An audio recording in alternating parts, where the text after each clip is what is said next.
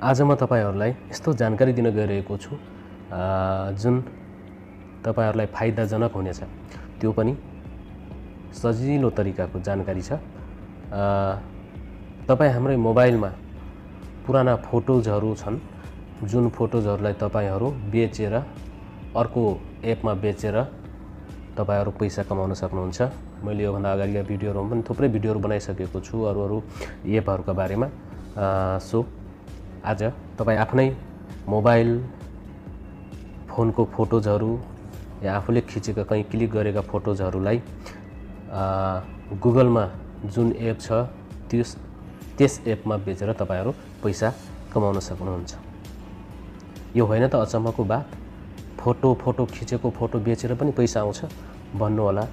तर अहिले विज्ञान र प्रविधिको युग, डिजिटल दुनियाँको युग, यो युगमा हरेक कुराहरु सम्भव हुने रहेछ। मैले अलिकति रिसर्च गरेर यो भिडियो तपाईहरुमाझ ल्याउने प्रयास गरिरहेको छु। हुन त मैले अगाडिका भिडियोहरुमा पनि अलिअलि थोरै धेरै भए पनि जानकारी दिने प्रयास गरेकै छु।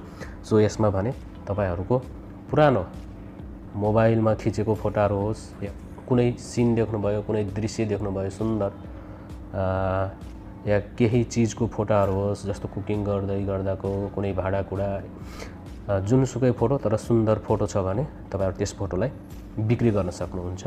बिक्री गरेर अर्निङ गर्न सक्नुहुन्छ। नमस्कार, म शंकर केसी। मेरो युट्युब च्यानल लाइभ जोली एचडी मा तपाईहरुलाई हार्दिक स्वागत छ। भर्खरै आउनु भएको छ भने कृपया भिडियोलाई अन्तिमसम्म हेरिदिनुस् र हाम्रो युट्युब च्यानललाई सब्स्क्राइब गरिदिनुस्। आज म तपाईहरुलाई गुगलमा नयाँ पुराना फोटोजहरु राखेर कसरी अर्निङ गर्ने भन्ने बारेमा एउटा भिडियो तपाईहरुलाई दिन गइरहेको छु। एउटा भिडियोको थ्रुद्वारा तपाईहरुलाई जानकारी दिन गइरहेको छु। कृपया भिडियोलाई अन्तिमसम्म हेरिदिनु होला र कुनै सल्लाह सुझाव भए कमेन्टमा लेखिदिनु होला। आज तपाईहरुलाई आफ्नो फोटोजहरु जुनसुकै स्थानका फोटोजहरु हुन्, ती स्थानका फोटोजहरु तपाईहरुले गुगलको एक एप्लिकेसनमा राखेर तपाईहरुले अर्निङ गर्न सक्नुहुन्छ।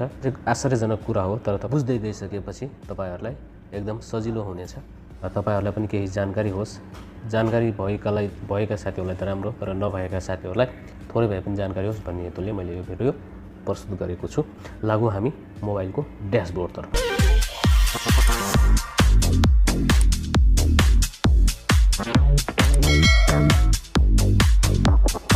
सबैभन्दा पहिले आफ्नो मोबाइलको क्रोम ब्राउजरलाई ओपन गर्नुहोस्।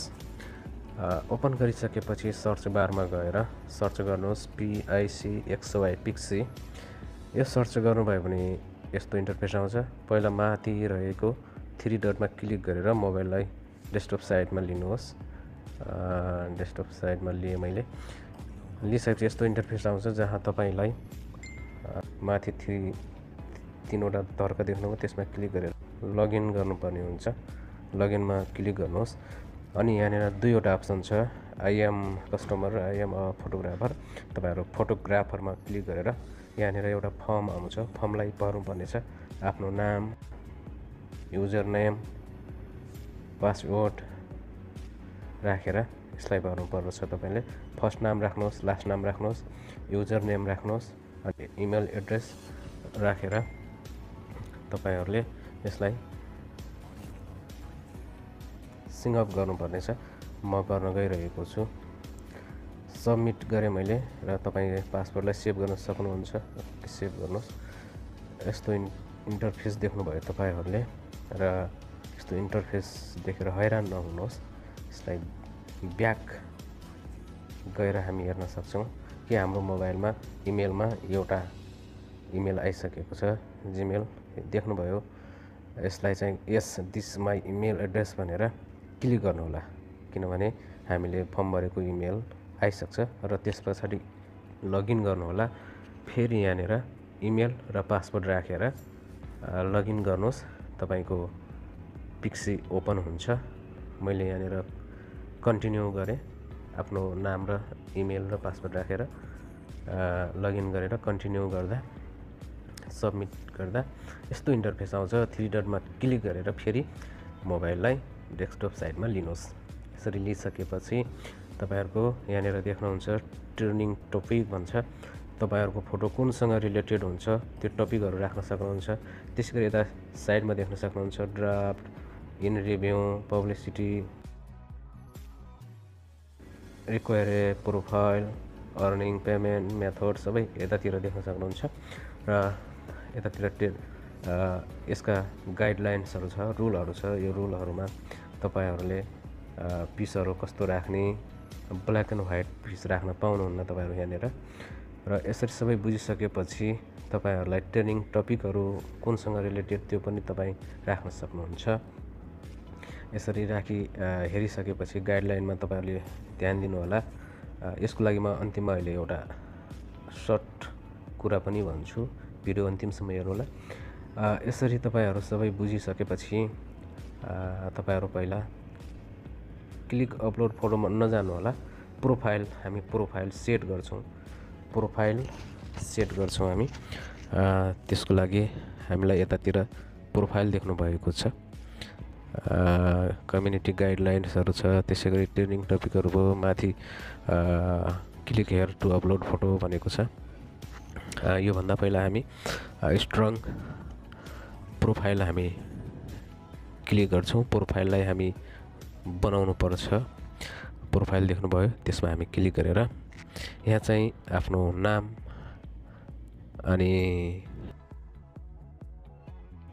प्रोफाइल पिक्चर राखेर तपाईहरु यहाँ कुन चाहिँ देशमा हुनुहुन्छ त्यो पनि राख्न सक्नुहुन्छ। म चाहिँ हाल मलेसिया भएकोले मलेसिया राखे। त्यसैगरी लास्ट नाम भयो, मेरो नाम भयो, लास्ट नाम भयो। अब यहाँनिर तपाई आफ्नो बारेमा केही राख्न चाहनुहुन्छ भने राइटिङ गर्नु होला, लेख्न सक्नुहुन्छ के राख्न चाहनुहुन्छ भने। सो म चाहिँ जस्ट इन्ट्रेस्ट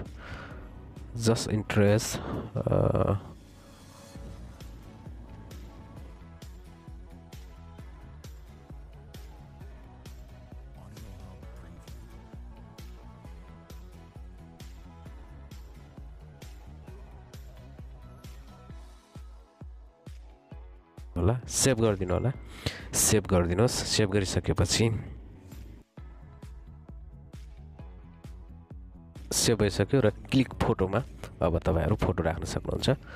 क्लिक अपलोड फोटोमा क्लिक गरेर स्टेप 2 मा जान सक्नुहुन्छ।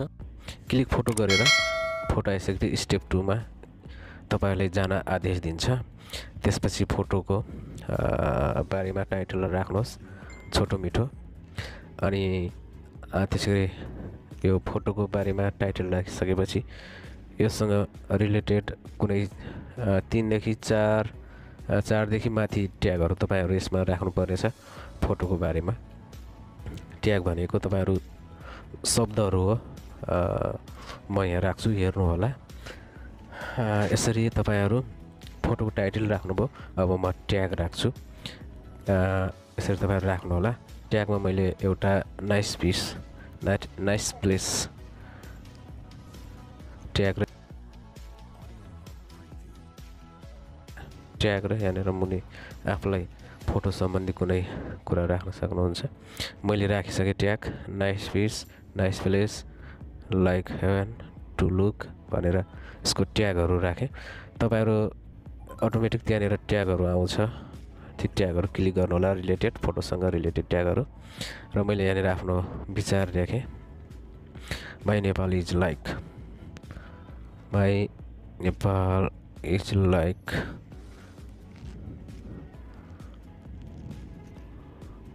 heaven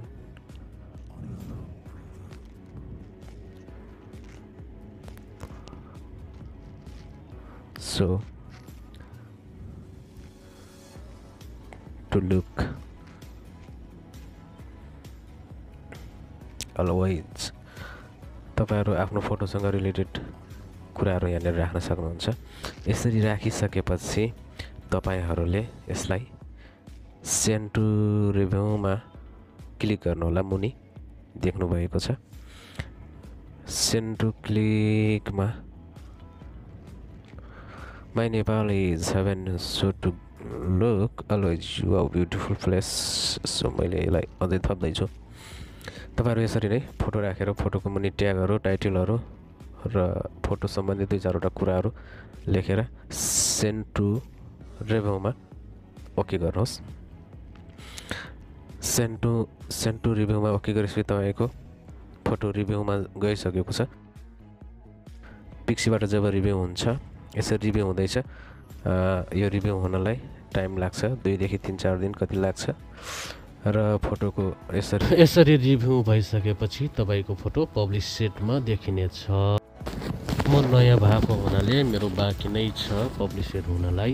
तपाईहरु यहाँ धेरै कम्पनीहरु छ योसँग रिलेटेड। त्यसरी एउटा फोटोको बापत तपाई कति पर्सेन्टेज पाउन सक्नुहुन्छ।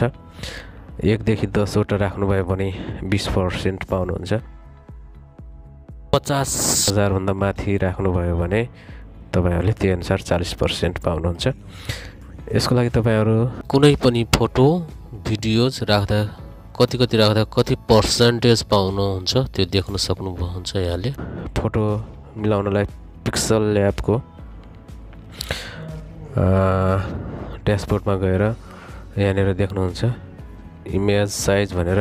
मैले इमेज साइज चाहिँ यहाँनिर कस्टममा ओके गरेर गुगल प्लस कभर फोटो भनेको छु किनभने गुगलसँगै हो यो। यसरी राखेर अनि प्लस आइकनमा क्लिक गरेर आफूले राख्न चाहेको फोटोलाई यहाँ ल्याउँछु ग्यालरीबाट। अनि ग्यालरीबाट फोटो ल्याइसकेपछि क्लिक गरेर यो फोटोलाई दायाँ बायाँ मुनि मिलाउँछु। दायाँ बायाँ मुनि मिलाएर माथि सेभको अप्सन रहेको छ save as image save to save गरेर तपाईहरु यसरी नै फोटो पिक्सीमा राख्न सक्नुहुन्छ है त। यसरी नै तपाईहरु गर्नु होला। मैले सानो आइडिया पनि सिकाइदिएँ अन्तिममा भनेको थिएँ यो आइडिया यही हो तपाईहरु गर्नु होला है त। हस् त आजलाई यति नै। अर्को भिडियोमा अर्को प्रस्तुति अर्को भिडियो लिएर आउने बाचा गर्दै आजलाई बिदा हुन्छु। हाम्रो च्यानल लाइभ जोली एचडी लाई सब्स्क्राइब गरिदिनु होला। नमस्ते।